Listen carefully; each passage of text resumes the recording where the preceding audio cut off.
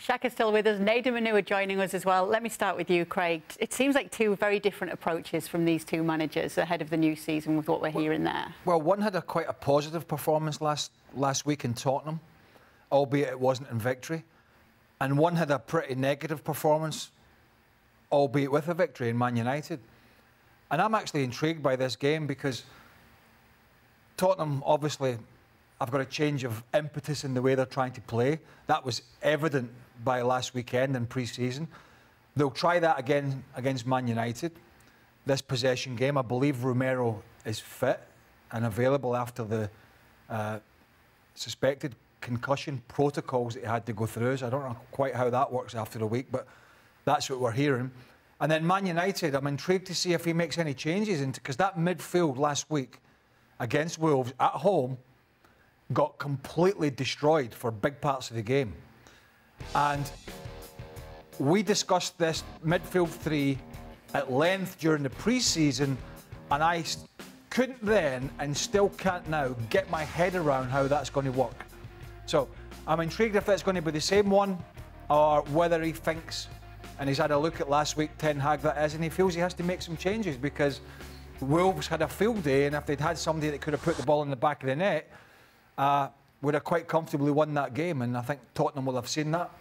So I think it's a really, really intriguing match-up between these two sides. Do you agree, Nedum, on the middle of the park there for Ten Hag? Yeah, it was tough viewing. I think the ball carriers that Wolves had on the day, they seem to just be able to carve through United as and when they pleased, which is really quite alarming, to be honest, because very quickly it goes from United being in a position where they felt like they had some semblance of control to all of a sudden there's an overload against them defensively. I think they were very, very fortunate to not concede. But I think Spurs are a little bit different. I think as we've seen so far this season, then with the fullbacks coming in, then flooding the central areas, allowing Maddison to roam and alike, it will feel like a different sort of game. But I'm with Craig. I think this is a really fascinating game.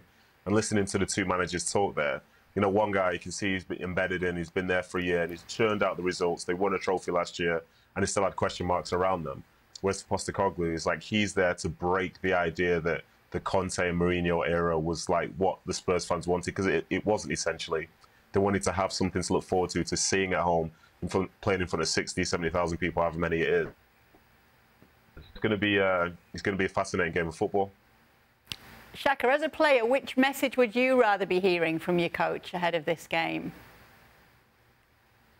Well, I have to say, I've always been impressed with Ten Hag and everything he's had to say, but I think he's at a very different place from Postecoglou with turning Spurs around. And so I think both messages are exactly what either dressing room needed to hear. Erik Ten Hag is keen to move past some of the Manchester United disappointments and build on what was a good season last year, not great. And Postecoglou is trying to get Spurs back on some kind of a track and doing that by having them play the kind of football that Spurs fans expect. So I'm happy with what both managers say. I think it's a big ask for both. Manchester United have to continue getting results, and while they address their well, let's call it playing style issues, for want of a stronger term, because I'm not sure that Manchester United can afford to drop too many points in their continued quest to finish top four. So, and the expectation around Spurs and Postecoglou are totally different. He needs to get them back on track to start having serious conversations about finishing top four more regularly. There's no doubt Man United are under more pressure. They've got some early season problems on the field, and they've certainly got some problems off the field. They've got this Mason Greenwood scenario hanging over their head. Do they bring him back? Don't they bring him back? What's the reaction going to be? How's that going to work? And they seem to be stumbling over themselves as a club on that very footing. And on the field, he is a year into the job, and we think Arsenal have moved forward. We think the shambles at Chelsea has moved forward, certainly on the face of last week. We think Liverpool's woes of last year are probably behind them. They certainly shouldn't be as bad as last year, for sure. Newcastle looked really strong again in the opening weekend, really strong. And Man City are Man City. Without De Bruyne and the others, they're still the team to beat. And I think the big question is are this Man United team stalling? Or is he able to push them forward with the signings they've made so far? And I think last Monday was a worrying eye-opener, I think, for the manager. And I think, you know, Shaka's right. He you know, or was it Nedum? He lets the players know if he's not happy. And they will have been told this week that performance was not acceptable. So I'm interested to see if we see a reaction, to see if we see some changes in the team, and whether we see a much better United performance, because on the face of Monday night, it looks as if it could be a difficult season for them. Have you gauged any reaction, Nedum, from the Manchester United fans on whether they do think this side's stalling at the moment? Well, I think it was an interesting year for them last year. With them winning the League Cup, there was obviously a sense of excitement as such, but the season seems to just peter out towards the end. And it doesn't feel like they've really addressed it through the summer. I think for some, they've been waiting to see what's going to happen with the takeover. And as Craig said, you know, there's the Mason Greenwood situation as well, which is looming. And there wasn't a ton of positivity that came from that result the other day. You know, fair play, they got the win, but nobody enjoyed watching it that I know that was from a Man United persuasion, because it was against the Wolves side, who many fancied to just basically crumble going to Old Trafford. So I don't think it's the best of positions at this moment in time. And if they go away from home and they get outplayed and there are even more questions asked again, you know, there is going to be an element of discontent associated with the football club. And it wouldn't surprise me, you know, given the fact, as I say, that for the last, say, 3-4 months that they've played, it's not been their best stuff, has it? Craig, Spurs, anyone you're keeping an eye on right now? Because I know you like the manager a lot. There are a few players that you picked out recently that you liked. I know Maddison, Bissouma. Yeah, and the two centre-backs are going to be interesting, be it Romero and Van de Ven, because, you know, Brentford really caught them out in the counter-attack. Man United will probably do something similar, whether it's Rashford through the middle or not. I'm intrigued to see if they're going to be, how open they're going to be again at home. If they're going to be as open at home as they were away, I would imagine they are. But I suppose one of the keys, yeah, Maddison, Bissouma I thought was excellent. I thought Son was a little quiet, but really, I'm looking for more from Richarlison.